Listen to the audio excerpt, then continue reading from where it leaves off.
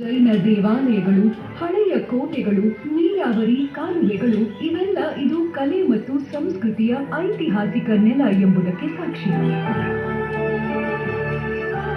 ಕರ್ನಾಟಕದ ಕೃಷಿ ಆರ್ಥಿಕತೆಯಲ್ಲಿ ರಾಣೆಬೆನ್ನೂರಿನ ಕೊಡುಗೆ ಬಹಳ ದೊಡ್ಡದು. ಇಲ್ಲಿ ಬೆಳೆಯುವ ಹತ್ತಿ, ಜೋಳ, ನೆಲಗಡಲೆ ರಾಜ್ಯದೆಲ್ಲೆಡೆ ಮಾರುಕಟ್ಟೆಗಳಲ್ಲಿ ಪ್ರಮುಖ ಸ್ಥಾನ ಹೊಂದಿರುವ ಬೆಳೆಗಳು. ಇಂದಿಗೀಗ Ranebennur global seed production hub ಅಂತ ಪ್ರಸಿದ್ಧ. ರಾಣೆಬೆನ್ನೂರಿನ ಬ್ಲ್ಯಾಕ್ ಬಕ್ ಅಭಯಾರಣ್ಯ ಕಪ್ಪು ಹರಿಣಗಳನ್ನು ಕಾಪಾಡುವ ರಾಜ್ಯದ ಪ್ರಮುಖ ಪ್ರದೇಶ. ಇದೇ ಈ ನಗರದ ಪ್ರಕೃತಿ ಪರಂಪರೆಯ ದೊಡ್ಡ ಸ್ಮಾರಕ. ಆದರೆ ರಾಣೆಬೆನ್ನೂರಿನ ನಿಜವಾದ ಶಕ್ತಿ ಇಲ್ಲಿನ ಜನರು.